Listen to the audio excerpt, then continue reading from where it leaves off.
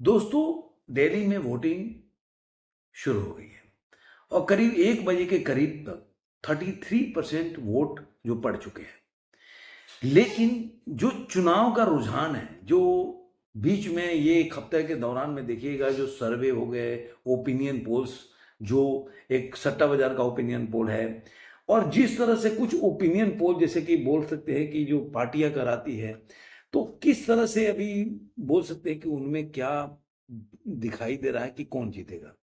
लेकिन मैं हमेशा बोलता हूं कि देखिए, नेताओं का जो भाषा, उनका एक्सप्रेशन, उनकी जो एक्शंस है, कार्य प्रणाली है, वो कैसे बात कर रहे हैं, उससे आप काफी कुछ आइडिया लगा लेते हैं। कई बार गलत हो सकता है, लेकिन मैं बोलता हूं 70 से 80% आपका आइडिया सत्य होगा। मैं नहीं कह रहा हूं कि आप मेरी बातों पे जाएं। आप अगर नेताओं की भाषा, किसी भी नेता का, किसी भी पार्टी का, और उसके पहले का, अभी का नहीं, जो पहले चुनाव लड़ी है, वो जो आप अभी के चुनाव में देखेंगे, एक तो जगत सिंह जो मीडिया वाले हैं तरह से प्रेजेंट करते, वो घबराया हुआ है, वो बोल रहा है, वो छोड़ दीजिए।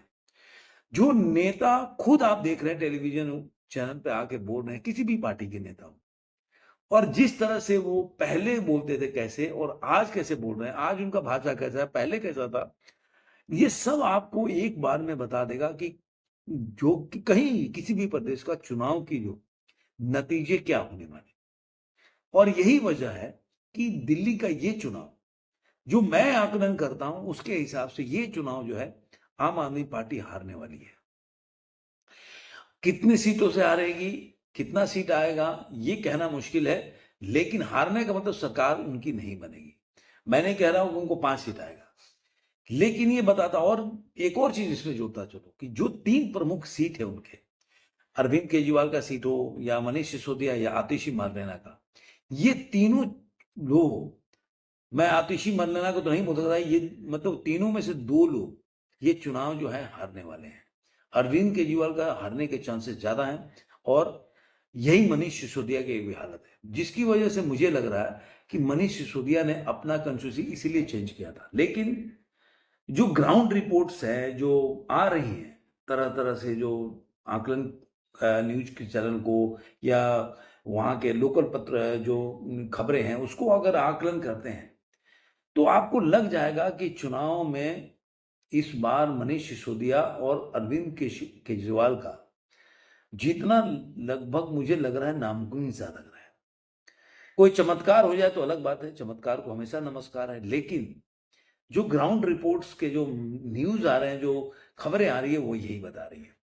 और यही वजह है कि सट्टा बाजार ने जो पहले शुरुआत किया था 1 महीना पहले, तब आम आदमी पार्टी को 50 से ऊपर का सीट दे रहा है, अब वो घटते घटते 40 से 41 पे आ गया है। मैं वो भी एक हफ्ते पहले की बात बता रहा हूँ, अब आज कितना होगा मेरे को पता नहीं है। लेकिन इसके साथ ही एक और जो चैनल ने, और एक और चीज बता दूं कि कांग्रेस का जो खबरें आ रही है कि कांग्रेस ने एक सर्वे कराया, आंतरिक सर्वे, उस सर्वे में ये बताता है कि कांग्रेस जो है करीब करीब 8 सीट जीत सकती है, ऐसा वो मानते हैं, और बीजेपी की सरकार बन सकती है, ऐसा वो मानते हैं। तो कांग्रेस ये मान रही है कि वो आम आदमी पार्टी को रिप्लेस करके वो सेकंड पे आएगी, ऐसा उनका सर्वे है। अब कितनी सच्चाई है, चुनाव तो आज खत्म हो जाएगा, 5-6 बजे के बाद एग्जिट पोल में आने लगा, तो एग्जिट पोल तो आजकल गलत भी साबित हो रहा है। लेकिन ये जो चीजें बताती है ना कि जो कोई भी दावा कर रहा है, कुछ भी दावा कर रहा है, लेकिन ये जो अरविंद केजरीवाल का 2-2 बार प्रेस कॉन्फ्रेंस करना, और उसमें आज तक अरविंद केजरीवाल ने किसी भी, अपने बल पे वो रैली करते थे, रोड शो करते थे, इतना कॉन्फिडेंस था, लेकिन आप देखिए कॉन्फिडेंस कितना गिर गया है कि आज के टाइम में अरविंद केजरीवाल जो है, वो अखिलेश यादव के साथ रोड शो कर रहे हैं, उनका समर्थन ले रहे हैं। ये अपने आप में दर्शाता है कि अरविंद केजरीवाल इस बार वो जानते हैं कि वो चुनाव हार सकते हैं।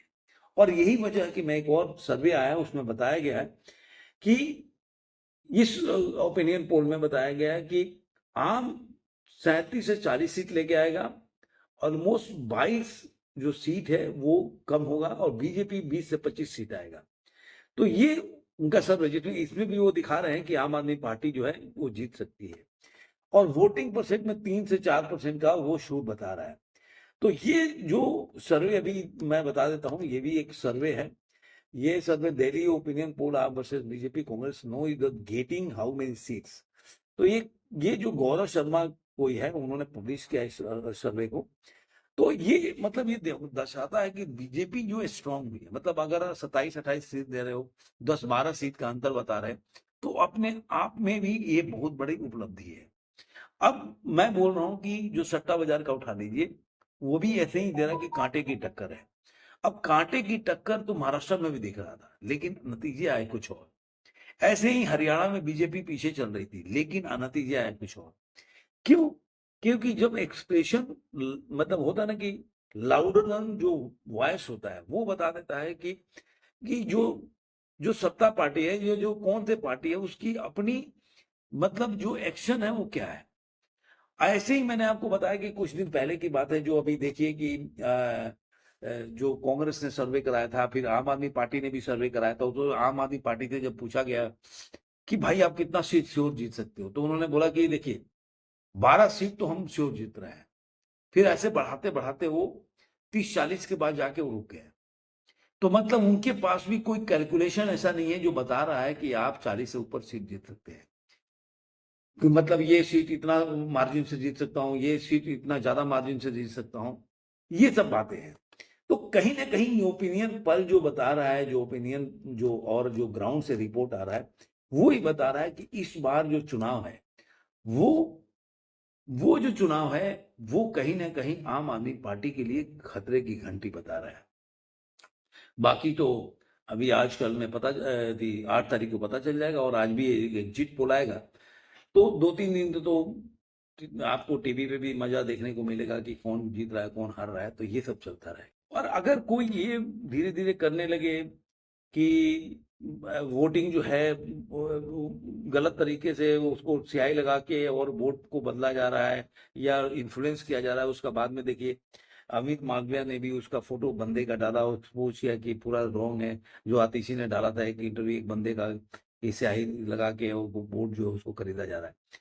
और इसी तरह से पैसे बांटते हुए आम आदमी पार्टी के लोग भी मिल रहे। तो मतलब दोनों तरफ से चल रहा है कि कौन इस खेल में किसको मात दे दे, क्योंकि दोनों ही पार्टी मेन इसमें दिख रही है जो फाइट कर रही है, आम आदमी पार्टी और बीजेपी।